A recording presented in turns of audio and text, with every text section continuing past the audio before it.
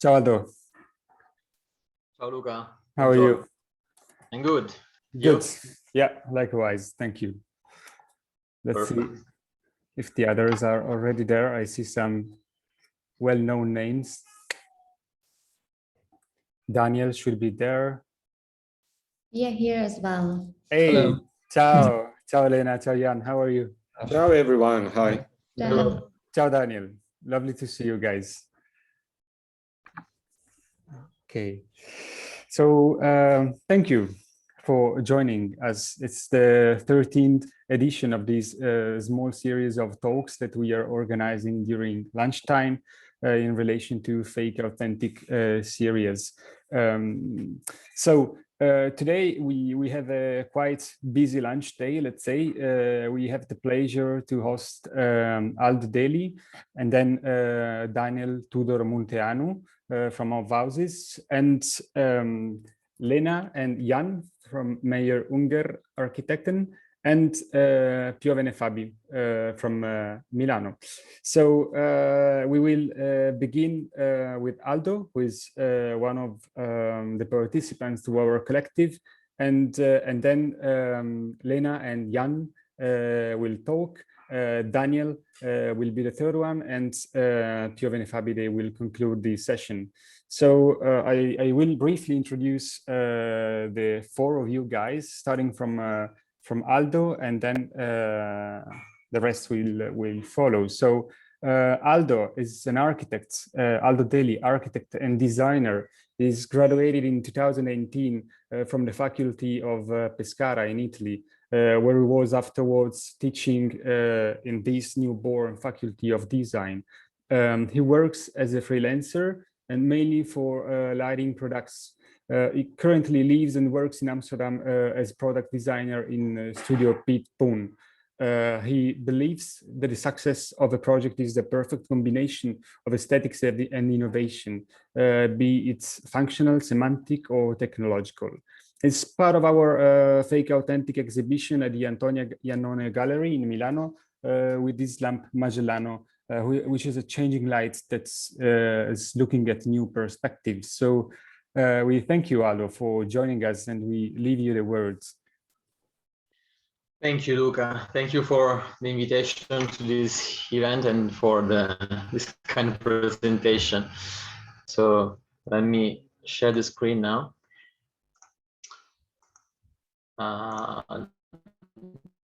Did you allow the sharing? Perfect.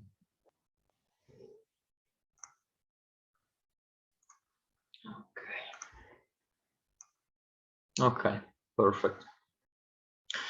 Okay, so before I started,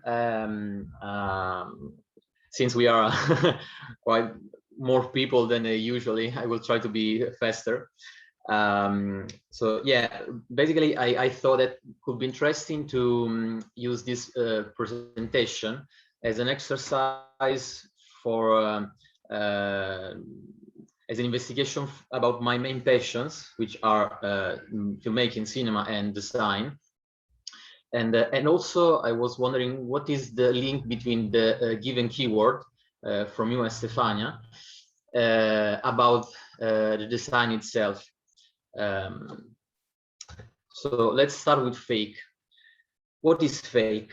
So on the right, you can see, I think many of you could recognize a frame from the movie The Truman Show from 1991, and I think this movie is the perfect representation of how fake could be a reality, and then the subsequent question will be, are we happy with the reality we are given, or we always try to find new ways in a digital world, for example, to escape our real world?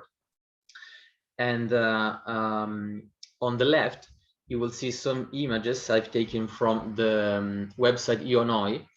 Ionoi is a website created as a sort of experiment by Fabio Novembre, which basically is an open platform where everyone can upload some images contained in several boxes and referring to the same topic, as you can see from the title. The interesting thing is that it's not just about design, but it's also about photography, art, fashion. And I thought that these two, the thing that these two topics have in common is the understanding of where is the line that separates the fiction between reality, or more specifically, where is the line and how blurred is the line defining the copy from the original. I think that the word fake, generally speaking, is should be utilized, but we can think that usually it's something born as a mistake or as a bad copy of original. So the question is, for every creative person, what legitimate and to what extent does the copy exist and perhaps impose itself on the market or in our culture with respect to the idea that we think is the origin.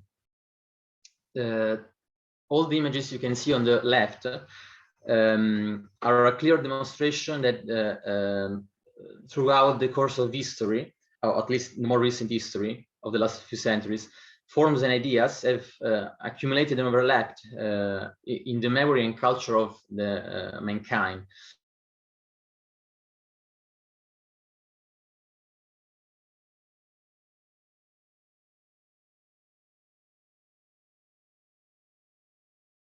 Create something new. And the answer to this question, I think, is totally subjective, because whatever we are, an artist, an architect, or a designer, we always should be aware of what somehow came before us, and if we are able not to reinterpret it in an innovative way or to create something new, in order not to fall into what can be called a fake, but which is something original. What is authentic? I believe that the most immediate definition of authentic is what, as human beings, we are able to experience directly. And I believe it's something that we experience throughout our senses, our feelings and our emotions. In this case, I wanted to select one of my favorite films of the last 10 years, Perfect Sense from 2014, which is unfortunately not very famous. Of course, I'm not going to spoil anything about the chosen movies, but I can say that in the plot of the film, there is an ascending climax that constantly captivates the viewer, and where people, through their senses, have a new experience of their lives and of the world, the real world. And along with this, I chose to approach the film with the image of a katana, because I've always and I think it's one of the highest creations in the history of humankind. Even though we are not talking about a serial production of about high numbers, but just craftsmanship. And I'm really fascinated because I think that it's the perfect objects that involves all the senses. I mean, we can experience its sound already in the construction phase, when the steel is beaten by this blacksmith, and that's the way how he understands how to proceed in the production process. Or maybe when it's in use, splitting the hair or cutting another object. It involves balance, because there are precise movements to be made, and the swords are still manufactured according to the physical characteristics of the person, such as the weight or the height. And also involves sight and touch through the rich decorations of the handle and the reflections of the light on the blade. And it also involves the spiritual dimensions of the people in ancient times using that, the samurai. And I think that the katana sword is the most interesting thing about this is that it represents the perfect fusion between beauty and technology, despite it's an object conceived and built for centuries. And for me, it could be taken as a symbol, as a guide, expressing all the qualities that an industrial design object should have, produced serially, of course, today, nowadays. What is iconic? I think that any type of artistic creation, be it a photograph, a quote, an object, can be defined as iconic when it manages to get out of the field of immediacy and it is able to transcend space and time, entering the field of the collective imagination, of the collective culture. And for me, James Bond is an icon, a character and a story that people know everywhere in the world. It's part of our culture. And also for me, it's important because it represents one of the very rare cases of total work of art.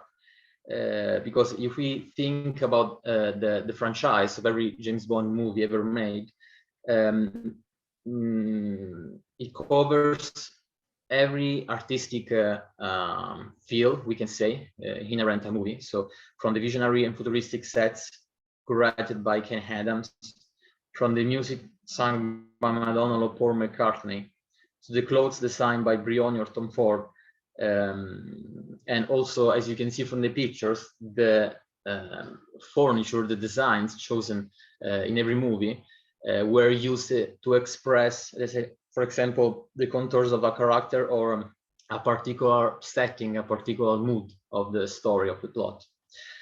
And on the right, you will see an object that I really care about because it was a gift from my uncle. Let's say the person who transmitted me the passion for design, and it's an object that I carry everywhere I go, no matter where. So, but besides that, I think it's the clock designed by Pio Manzù anyway, more or less in the late 80s. And it's an icon for me because it's an honest object. It's silent, discreet, and this object is able to manage perfectly the balance between its function and its character.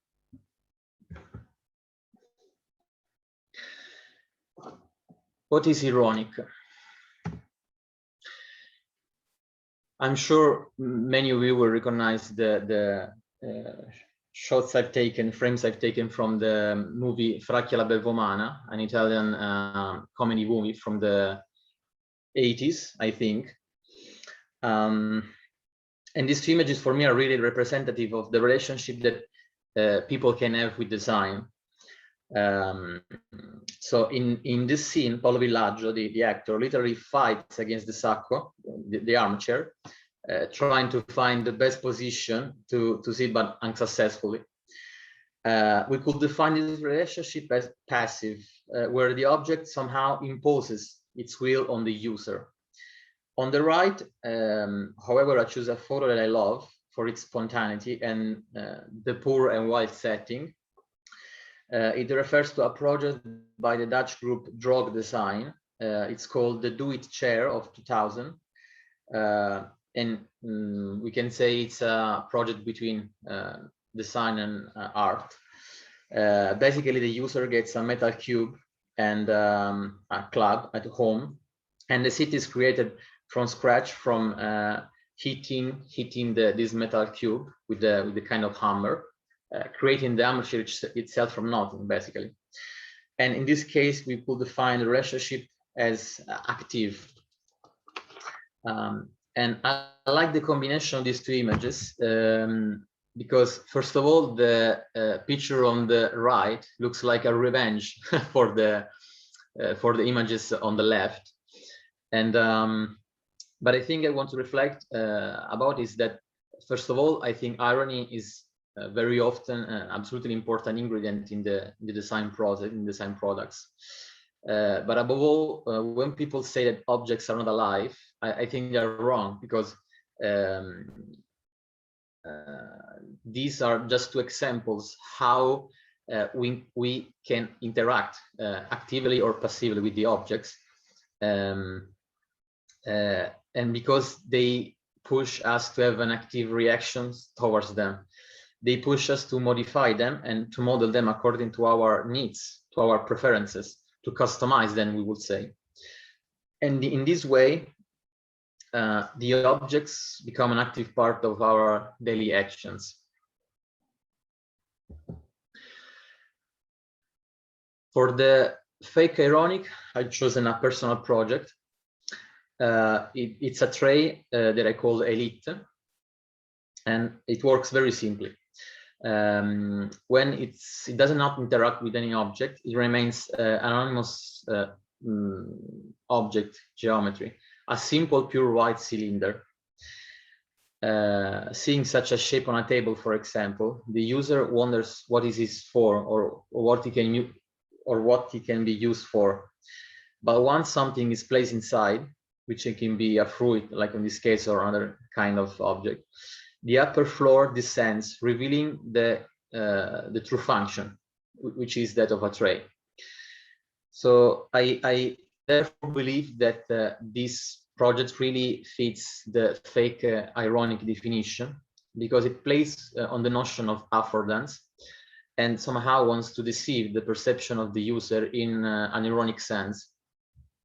It's intended to be something mysterious, which, emerging from anonymity with a gesture, reserves the viewer a bit of curiosity and magic.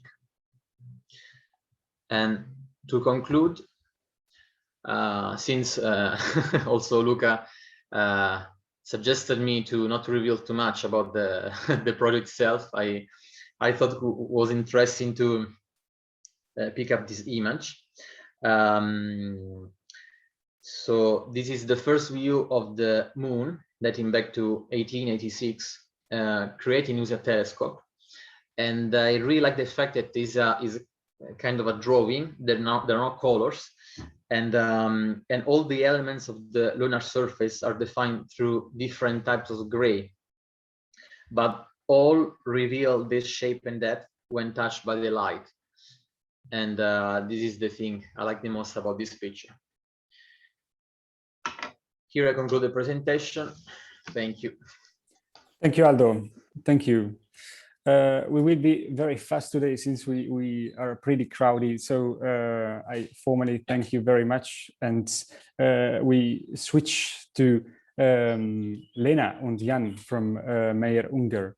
They are a studio settled from 2016 in Leipzig, in Germany. Both of them have teaching experience between Zurich and Darmstadt. They work very much in the field of competition housing, private and collective housing, and they have been awarded and recognized with several prizes several times by the critics. The reason why we invited them is because we adore their built and non-built work. We do think their approach to a house is both genuine and humble, and the speciality they are able to generate is very often emphasized by a marvelous colors palette that looks like a built painting, framed by a strong knowledge of layers of construction and skill details, always strongly recognizable.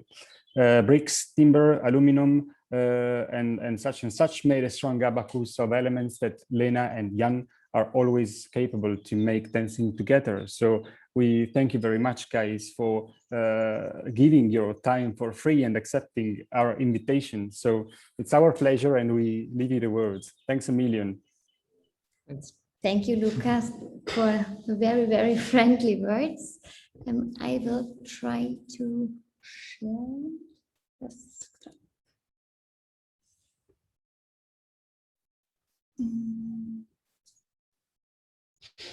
Oops. Sorry. Yeah, you can see our screen. Perfect. Yeah, perfect. So, yeah, thank you, Stefania and Luca, for inviting us and for the nice introduction. and yeah, for organizing this great and long-lasting lecture series the whole summer. And yeah, thank you, Luke. Thank you. For your work.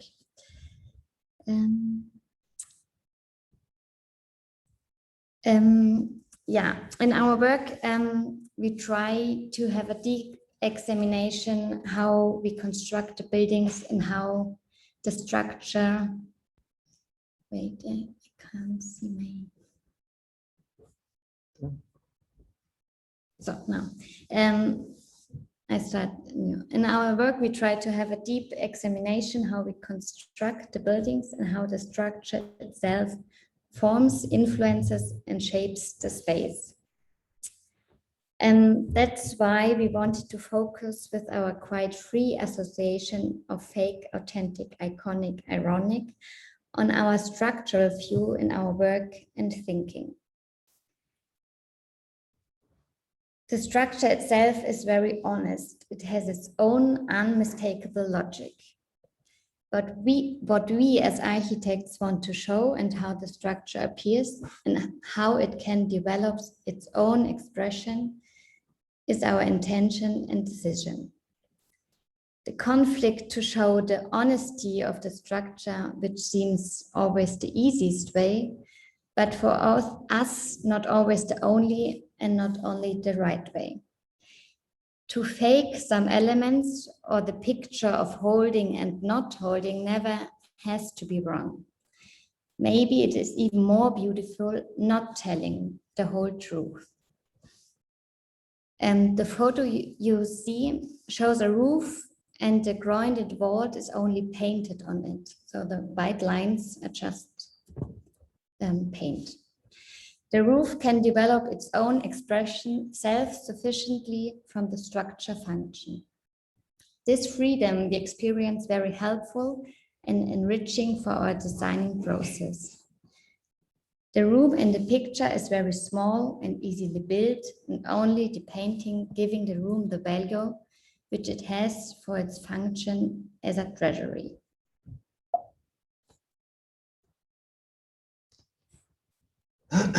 For us, authentic is something that we would describe with acceptability. An acceptability that can, like in the case of Tesseno's work, describe an ideal of rural building and designing. How far is the distance between a house to the street? What kind of shape has the roof and what is the expression to its surrounding? How is a pergola to be, and so on and so on. The reality of rural buildings in Germany is often something totally different. Mostly the only intention is to operate with picturesque atmospheres. These atmospheres or symbols try to use the architectural elements like Tesseno do, but often it is not more than schematic. The elements doesn't mesh each other and they only work like an application. In the end, the result is often not more than caricatures of a romantic living, but both of them are authentic. Tesseno as an authentic ideal and the normal everyday as an authentic reality. For iconic, we choose the column. The column is for us the most powerful architectural element. The column tells us so much about culture, history, and society. It has this big, heavy package of meaning and past. The column has this elementary symbol for bearing the weight. It can be super authentic and absolutely fake, or both at the same time. It can divide spaces or keep it together, or both at the same time. We love the column for all its ambiguity. But while using the columns in our designs, we feel pressure and this responsibility for this iconic element. Ironic. On the picture, you can see a detail of the Machine Hall designed by Ferdinand Dufay and Victor Contamois for the World Exhibition in Paris, 1889. First of all, you can see the impressive steel structure and the huge open space and the very, very small people in the background. Everything at the structure is logic. Everything seems to be in the right order. But there is this special moment when this huge construction comes to the ground. This logical structure and the huge dimensions come together in just one small point.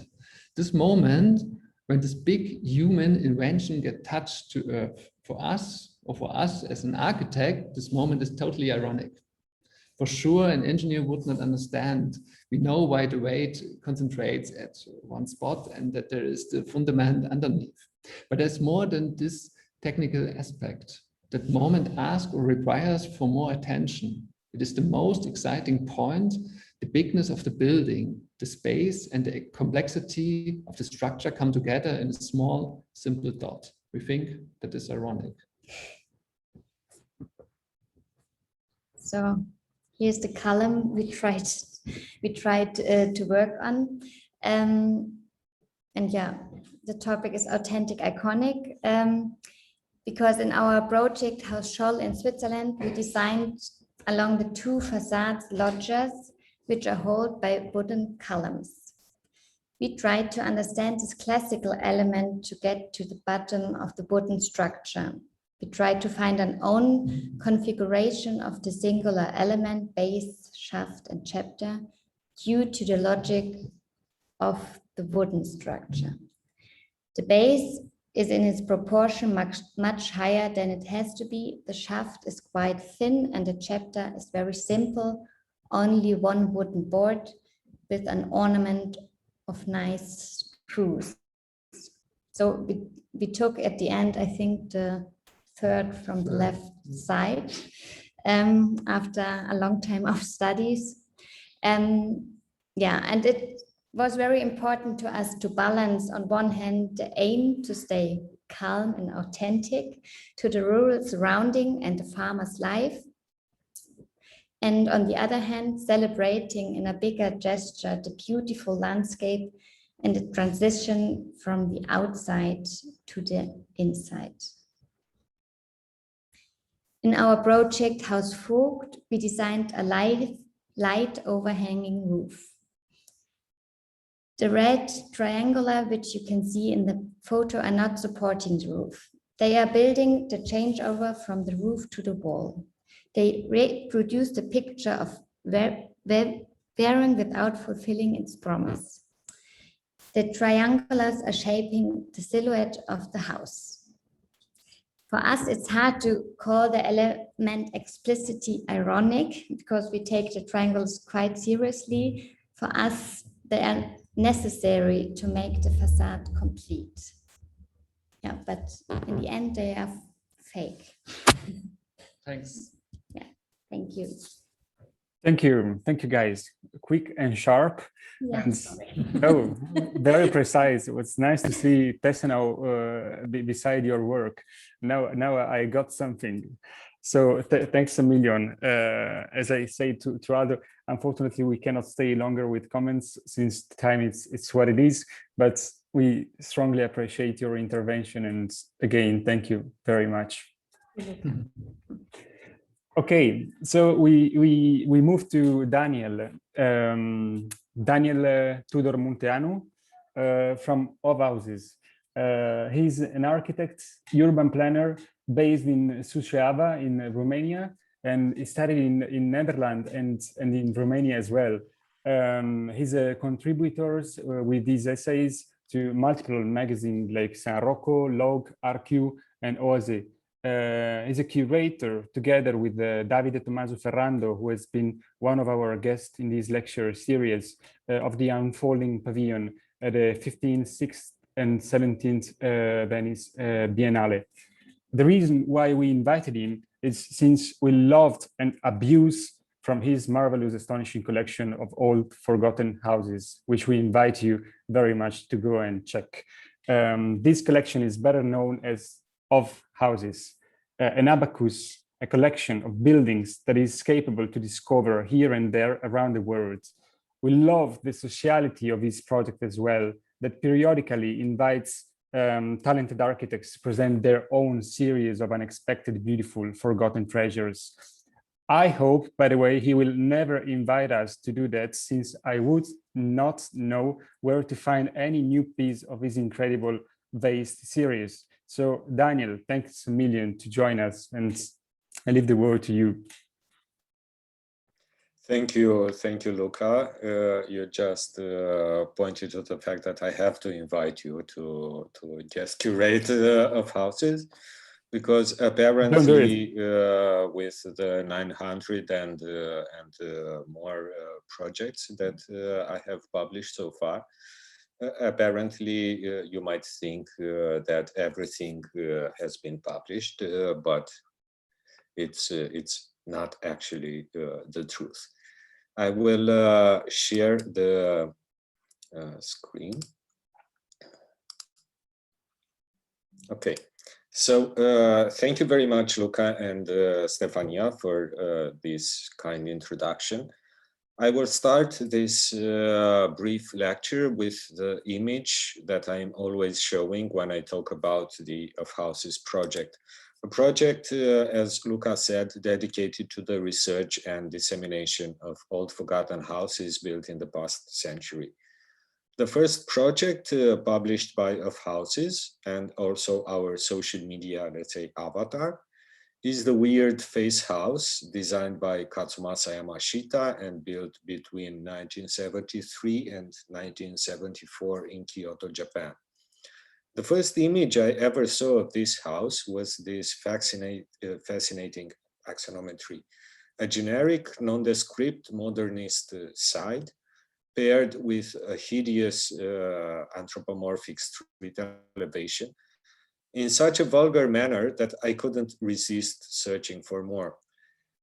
And not little was my surprise when I discovered that the face house was not only built, but contrary to the very low life expectancy of Japanese houses, that it still was in an excellent shape. Yamashita's house was heavily published in the 70s and was immediately picked up by Charles Jenks to illustrate his theories on postmodernism. It was the perfect example of a duck, even though, as Jenks observed, it still lacks 2 ears and the intended green hair failed to grow past its concrete forehead. The Western critics all failed to look behind this outrageous facade of the face house, and all the journals published the same picture of the yellow face again and again. However, as I will demonstrate next, this picture is a fake, not only because it was doctored to look like an elevation, but because it fails to communicate the true intentions behind its design.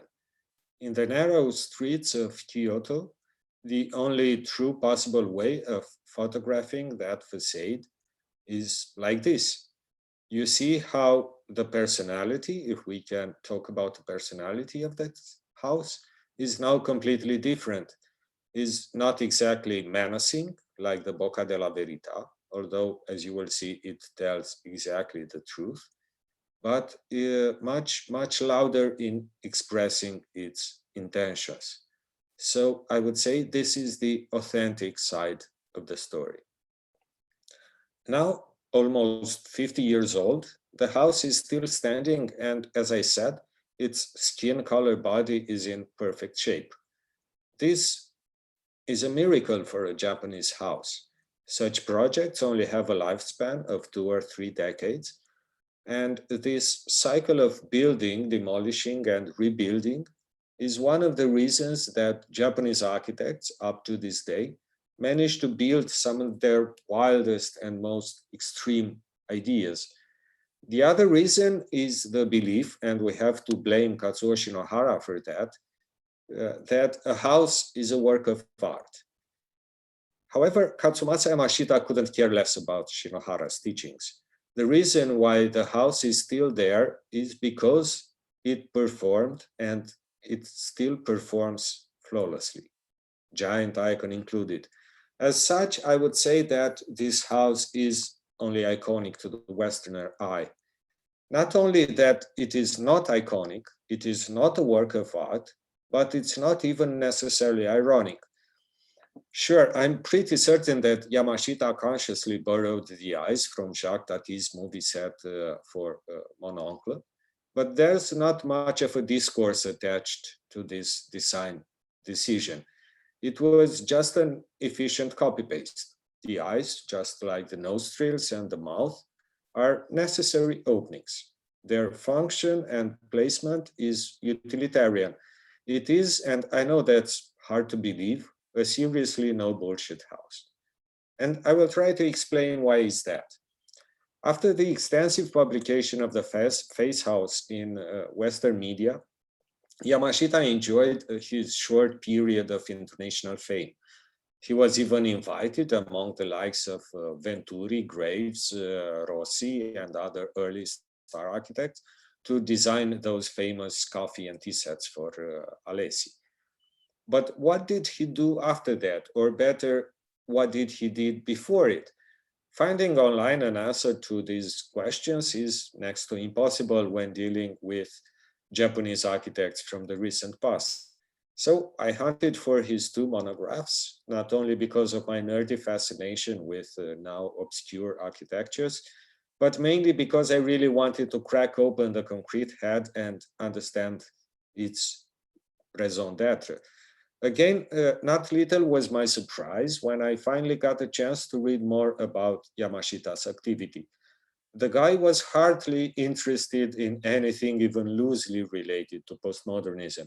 His main interests were prefabrication, concrete block structures, and structural systems. Yamashita proved to be a hardcore rationalist, and in fact, he dedicated very little space to the Face House in his carefully self-edited publications. Not because that there was anything wrong with this project, but because Yamashita believed that there was nothing special about it to make it stand apart among the other 40 or so little houses that he designed in less than 2 decades. Yamashita's design methodology always revolved around solving problems. He didn't have a theory, nor was he concerned about questions of style. He just wanted to build long-standing structures that fulfilled their functions and made his clients happy. Whatever weird decision he took, these were just means to an end. For example, when the owner of the Pegasus building in Tokyo needed to be flattered, Yamashita designed a balcony shaped after his patron's profile. When there were no special requests from his clients, Yamashita didn't hesitate to recycle one of his earlier designs. Efficiency, durability, and happy clients. That may very well summarize his credo.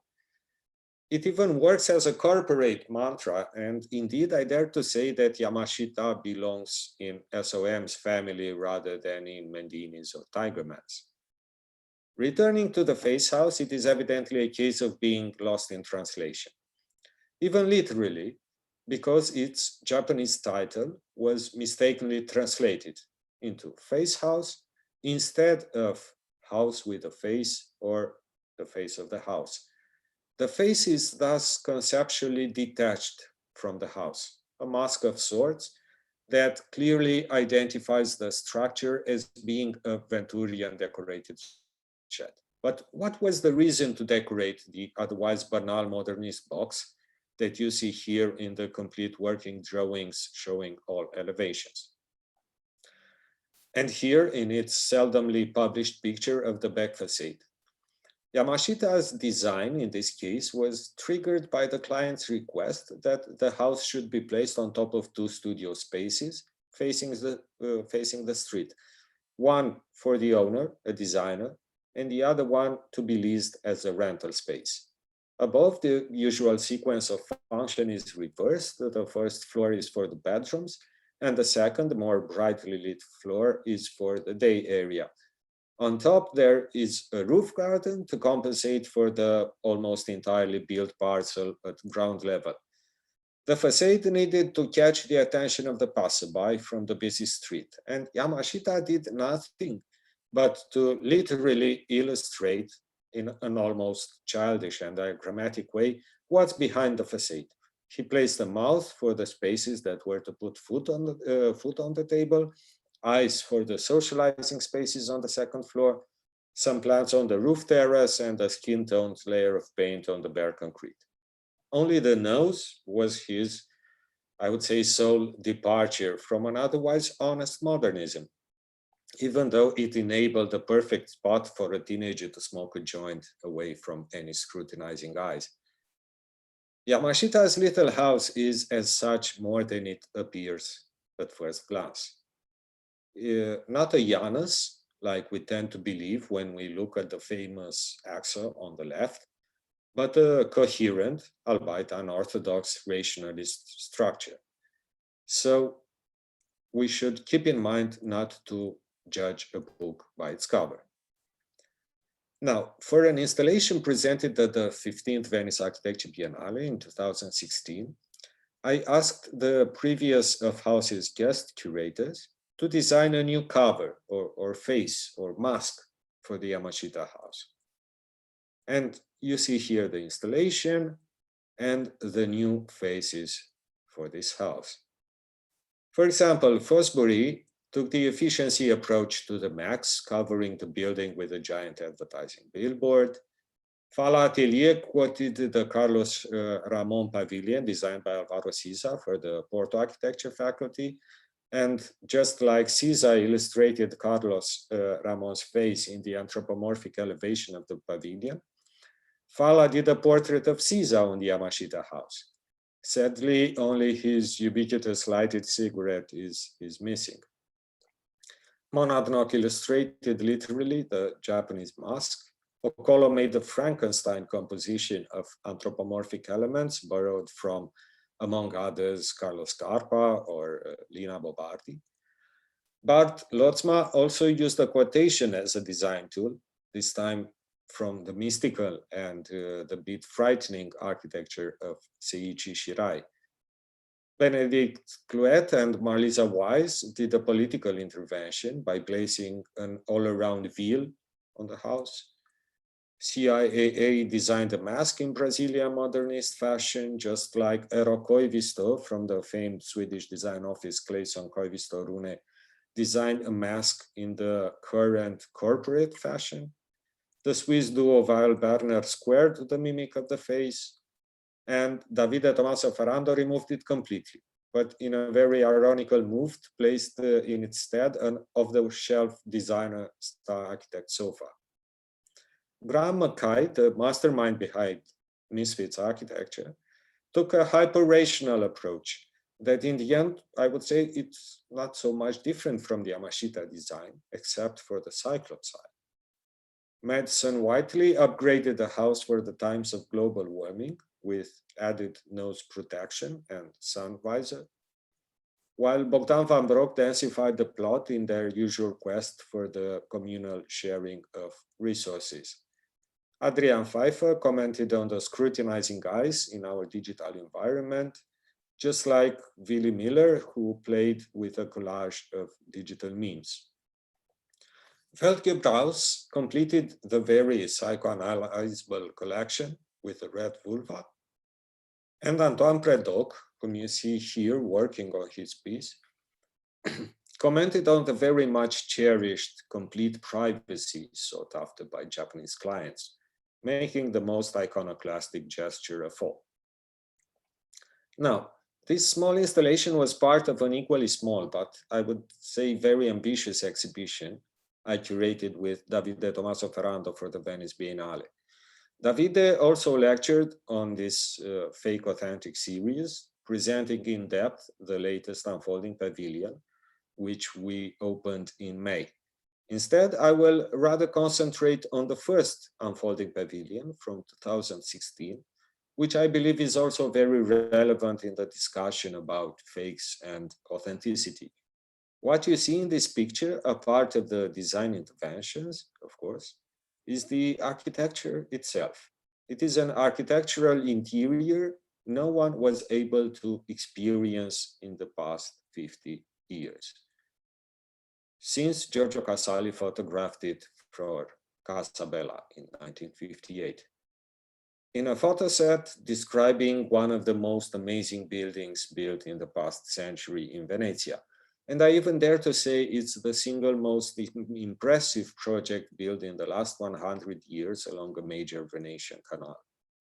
I'm talking, of course, about Ignazio Sgardella's famous Casa alle Zattere. Dubbed by Giulio Carlo Argan the Car d'Oro of modern architecture. The Casa alle Zattere is a bourgeois apartment building designed and realized on the banks of the Giudecca Canal by the revered Milanese architect Ignazio Gardella.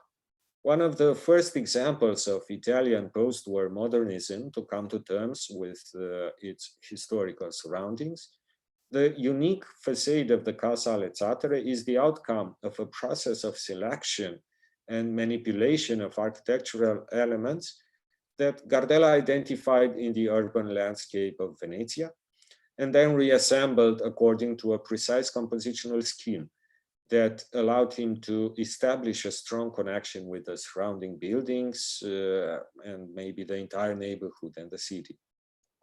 An architecture that questions the difference between building and editing, the facade of the Casa alle Zattere is a, I would say, constructed atlas of fragments of Gardella's perception of Venezia. Given its ambiguous character of a project that flirts with both tradition and modernity, the Casa alle Zattere was widely debated in the years following its construction. It proved a headache to critics such as Rainer Bangham or Bruno Zevi, who, though refusing its conceptual premises, were unable to resist its appeal. Although mainly known for the subtle composition of its fronts and for the original reinterpretation of Venetian tropes, the Casa alle Zattere is a remarkable project in its entirety, with interior spaces cleverly tailored and finely detailed, spaces that nevertheless have been very rarely documented and that few, if any, have been able to experience in first person. That is because Casa alle Zattere is a luxury condominium, lived in by the very rich and the very powerful. Yet we managed to open its doors to the public for the first time in its existence, and as such, allow anyone to catch a glimpse of the inner spaces of the building. When faced with the amazing discovery that one of its apartments is available as a short-time rental on Airbnb at an unbeatable price, how could we resist not to book it as soon as we were given the opportunity to do so? And not just any apartment, but the humblest of the condominium.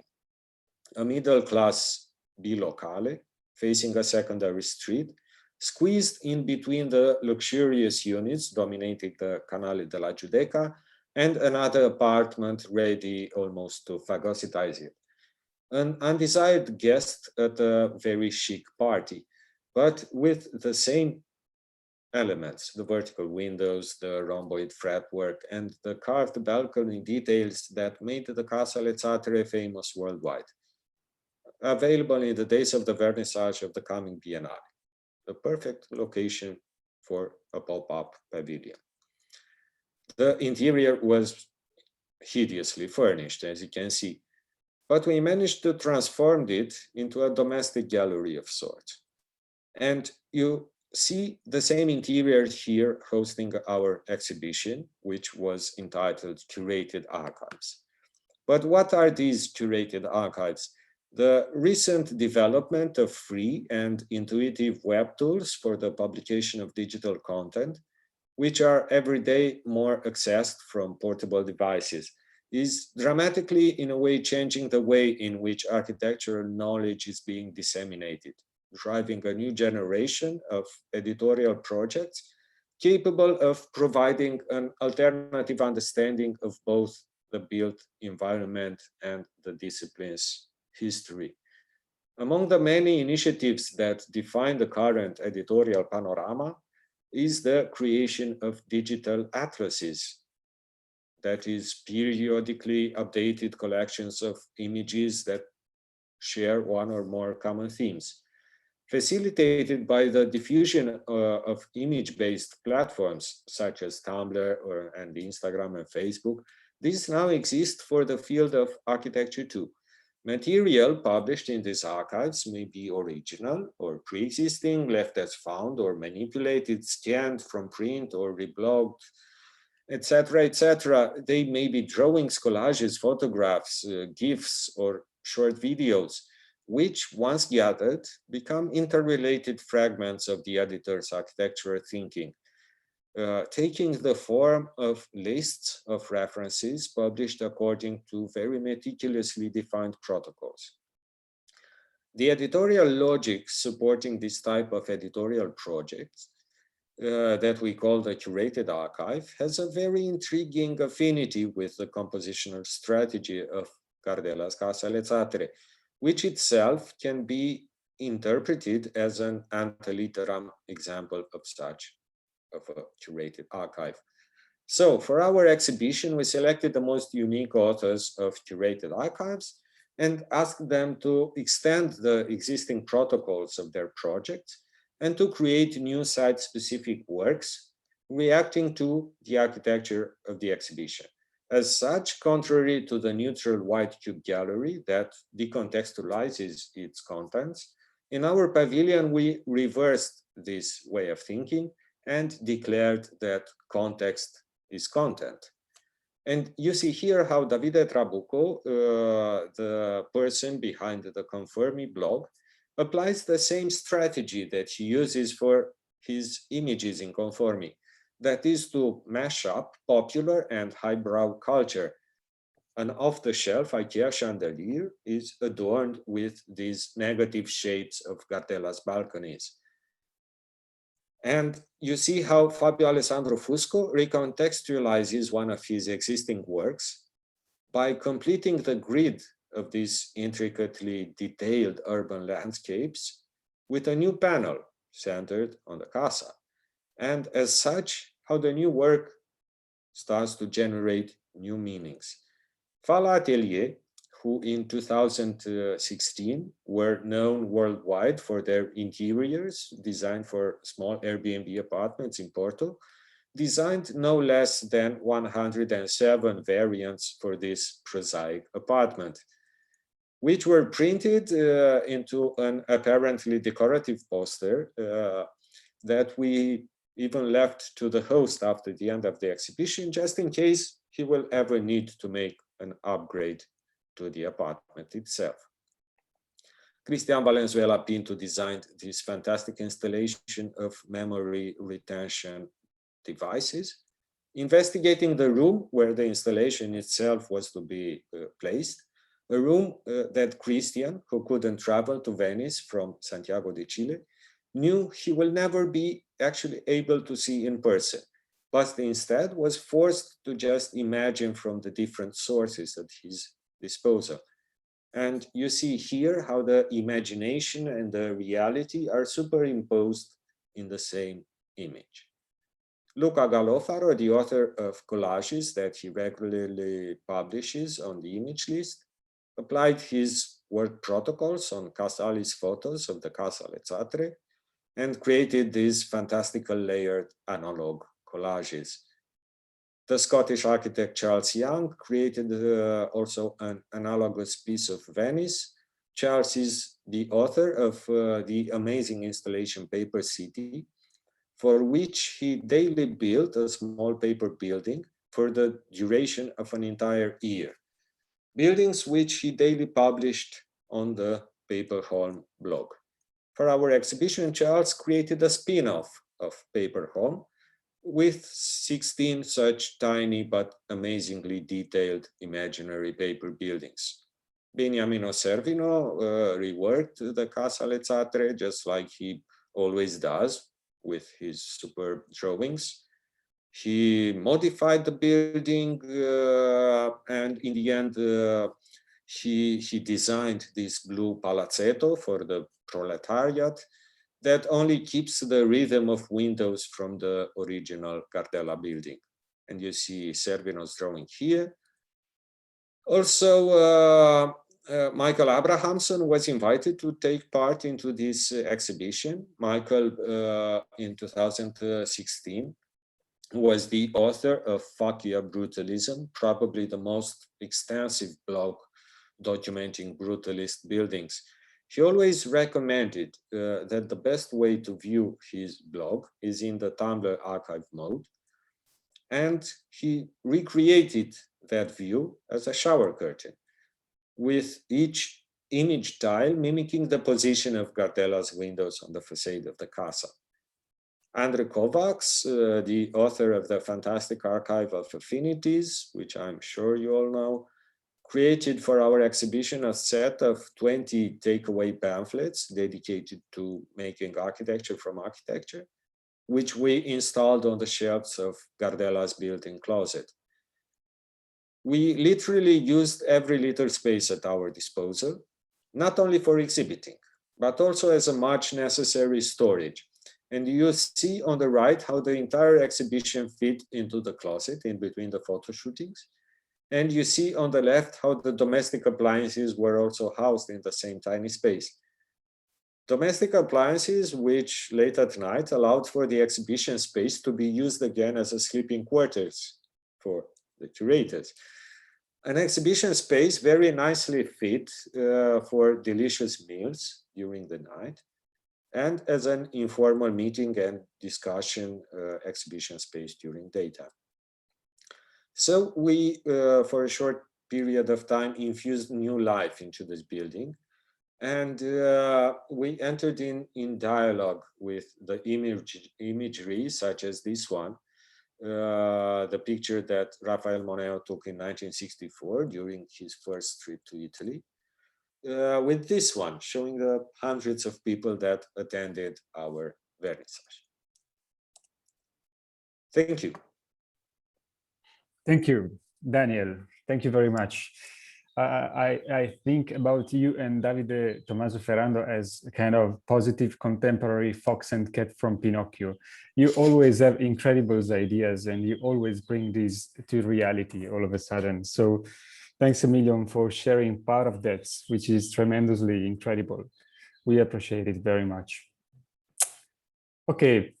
Last but not least, I saw Giovanni before, Giovanni Piovene from PIOVENEFABI. Thank you, Giovanni, for being part of this small series of lecture. I briefly introduce you. Giovanni Piovene and Ambra Fabi, they are an architecture studio founded in Milano and now deals between Milano and Brussels. The studio produces architecture, urban research, territorial visions, and designs. They recently curated the Biennale of Lisbon together with Eric Lapierre, and they also have several teaching experiences after Mendrisio and Lausanne. They are both teaching in Parnay-les-Vallées in Paris-Est. The reason why we invited them is because we love the constant sharpness of every intervention they deal with, and we purely adore the series Metro, created for Maniera Brussels in occasion of the Chicago Biennale, a kind of pure ode to the intelligence of Franco Albini, we think. A clever, unexpected series of pieces of furniture designed interpreting with intelligence small fragments and details of the Milanese subway station. We invite you, by the way, also to check the most recent work, I think, from them, which is a project named Bath in Lausanne, where they literally transformed an old existing bus stop in a contemporary steam bath open to the public, which we are very much looking forward to go and visit. So Giovanni, I leave the word to you, and thanks a million for taking part to this. Thank you very much, Luca and Stefania, for the invitation. We're really happy to be part of the series. I share the screen. Yeah, this one. And let me know if you see the full page presentation. Yeah, thank you very much for this challenge, and I'll try to, yeah, maybe I'll be faster than 20 minutes for 5 images.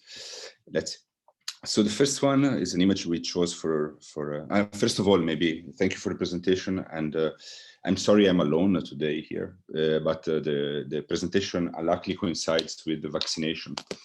and of Ambra. So actually, I'm here alone, waiting for my turn. Actually, so yeah, it's perfect. Thank you.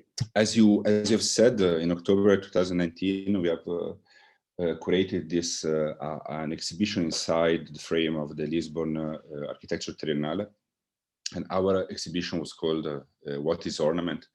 and investigated the role of ornament in the architectural production of today, because we thought that a generation of architects of today has once again a more disenchanted relation towards ornament, in a certain way also an unconscious one. And our exhibition meant to reveal this renewed approach to ornament after a sort of hijack that has been done towards this argument in the early 2000s by generally parametric and digital architecture. Our exhibition was divided into chapters from the most materic and small particle of ornament called the moldings, through the column. We have heard about columns a little bit before, to cladding, the walls, and then the cladding, the role of cladding. And then there was a second part, specular, of the exhibition, which was more interested in the inhabitants of architecture, more than, let's say, the interest was shifting from architecture as a matter to its inhabitants and the environment. And the second part of the exhibition was divided into 3 chapters. The first one was patterns. The image you see here clearly refers to that. The 5th chapter was vessels, so buildings which brings messages on their facades. Somehow we have talked about this also before. And the last chapter was fireworks. So when ornament becomes part of the atmosphere, so as the presence and the intensity and the duration of a firework. So from something almost eternal, the molding of a column or the base of a column, to the firework. This the image is an image taken of us. So it's a way to present the office, wearing the 2 suites designed by Archizoom, which has been reproduced as the originals and shown and were in the exhibition and at the exhibition opening. The second project that's been mentioned by Luca before is a project which is called Metro. And this is just a little part of it. So the Metro project we designed in 2017 for the Chicago Architectural Biennale, curated by Sharon Johnson and Mark Lee, with the title Make New History. We have proposed this project, which was reflecting on the Metro project done and executed, designed in Milano by Franca Egg, Franco Albini, with the graphic designer Bob Norda, for the brand new metro line, first metro line in Italy in 1964 in Milano. Actually, their project is a fantastic project because it's a project of almost interior design, as they intervened on the previously designed and realized infrastructure. So their design made of concrete panels, information, like a pioneeristic way of information, and this handrail, which is the iconic handrail of the Metro of Milano, was almost like a dress on top of an existing infrastructure. Our operation was very simple. We have taken different elements of this Metro project, like the concrete panels, which has been done in this fantastic new material called Silipol, a sort of concrete and silicate, which makes you see this a little bit on the left in the image that you see on the left. And we have transformed this into tables. We have taken the handrail, we have transformed it into a lamp. We have taken the metal panels of the line 2, we transformed these into a screen. We have taken the metal panel of line 1 Sesto Marelli station, which was done like that exceptionally because after a bombing attack. And we transformed this into a cabinet. Yeah, sorry for the background noise, but there is a guy shouting in the street and I cannot do better than this. Usual guy from the street screaming out of my window. That's fine. Yeah, so this fantastic project by Albini, Ariga, and Norda really challenged the Italian industry, and how to say, new materials were indeed developed for that, like the Silipol, but also the Pirelli floor, which you see in the image. Before doing that, we realized a survey together with Giovanna Silva, a photographer, and we took one day of wandering in the metro system of Milano, and she was taking picture of line 1 and 2 of all the stops, sort of a photographic survey, which also we exhibited in the Chicago Biennial. Just after this experience in Chicago, Maniera Gallery from Brussels somehow adopted the project and started to produce it. Iconic. Many times we discovered somehow in our project, we insert iconic elements. This is from the very early projects in which, for example, a project we did in Tirana, where the main image of the competition we won was a diving platform, which we consider the main object of the project. To the light, the different lighting system we designed for the temporary architecture we realized in Brussels, like the summer pavilions, the half circus pavilion in front of Beaux-Arts.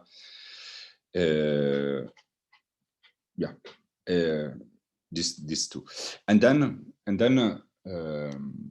Few years ago, we won a competition for the renewal of a hotel in Place Roger, is again Brussels, and together with another Italian office called On Site Studio. And little by little, during at the very beginning of the process, we have we remember we have placed together a clock on top of the hotel. Why so? Because this hotel was in the position of the old station, in the square of the old station, and brings, and on the other side, the existing hotel part, which still exists as a clock on the top facade. So we said, let's also bring a clock. And slowly in the process, we transformed this clock into a lunar one. So a clock with not only shows the hours of the day, but also a longer time, the time of the tides, the time of the cycles of the moon. So this is the actual state of the project that is going to start, is going to be built starting next September. A project that has been mentioned by Luca, and luckily is not possible to go and see because it was a temporary one. The steam bath pavilion we designed in Lausanne was a very fast project to be realized, actually, but it's part of a cycle of intervention on a bus kiosk, which is called Maladière Moderne, and it's been organized by the collective Le Corridor, who invited 3 different offices, sub-architects, ourselves, and EMI, to intervene for 1 week. I think the duration of every intervention is around 1 week or a little bit more on this space, which is a space of the city of Lausanne. We have decided to transform this into a steam bath, adding very small amount of elements, because we worked with the context. Somehow this pavilion was perfect to install, was all tiled inside. It had water, the accessibility to have, it was possible to have water, was possible to, how to say in English, to throw away the used water easily on the floor. There were water spots. There were the water spots. We just bought a little amount of elements. We bought a garden shower. I mean, we just brought one image. So, but if you want to see the full project, is on our website. It's visible. So we just bought a garden shower. We bought the water hose. We bought the steam machine from the internet. And we decided to position these elements and to play with the existing scenography that the collective Le Corridor had designed for that space. We just played with that and we added those elements. But nevertheless, we decided to add 2 stools. And the pavilion of Le Maladière Moderne has been designed for the Swiss Expo of '64, design for which a pool of very interesting architects were working. We are talking about Jean Schumi, we are talking about Max Biel and others. Max Biel for the Expo '64 realized the Théâtre de Vidi. For this reason, we decided to design our version of the Max Biel stool, which famous tool he designed in '55 for the Ulm Schule. And but we decided to do our own version, and we somehow took another father for the stool we wanted to design, which is the IKEA Billy. And the IKEA Billy was designed in '76 by Gillis Lundgren, and has been sold in more than 60 million elements. And this is maybe the symbol of the mass production in design. And these 2 elements, the Max Biel stool and the Billy stool, and the Billy bookshelf, if you take the very narrow one, has almost the same measurements. So we decided to design these 2 hybrid couple. So you have on the left the Max Billy Max, which is a little bit more, it has more, the base of it is more like the Max Biel stool. Max Biel stool, sorry, it's a game of words. And the one on the right is the Max Billy, which is the same but with the Billy base. And we put these 2 stools in the space. Last project we show is a teaching project, is a teaching cooperation. Couple of years ago, that was just before the COVID pandemic, we directed an intensive workshop in the school we both teach. So there was a group of teachers. It was Ambra, it was me, it was Jean-Benoît Vétillard, it was Jaime Meloni, the artist Simone Boudvin, it was and Claudia Mion from Cosa Mentale. And we, as a group, decided to realize for the whole school to give as a team the festival of the territories, because the school is a school based it's not in Paris, it's called Paris Est, so it's in the east part of Paris, so it's in the greater banlieue of the city. And we decided, and the school in those years, a couple of years ago, somehow federated with the other school of the campus to create a larger university. And we decided to celebrate this sort of marriage and to acknowledge the presence, the fact that the school like that, even if we call it Paris Est, is part of those territories. So we decided to ask the student to design a festival and a parade, which is called the Parade of Territories, all around the campus. And what you see here is just a little part of it. So it's the group that worked on tuning, so tuned car, and they tuned the cars, bringing in the different cars elements of, making the car resonating with the immediate context. Thank you very much. That is, I think I stayed in, I'm not so sure. Absolutely. Thank you, Giovanni. Thank you very much for this sharp intervention and for showing us your intelligent work, which we really adore.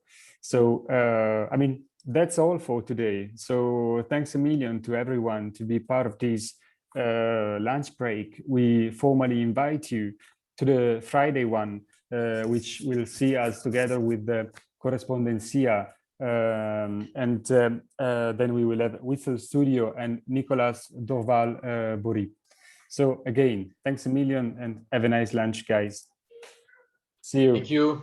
Ciao. Bye. Very much. Bye. It was a Bye. Bye. pleasure. Likewise. Thank you.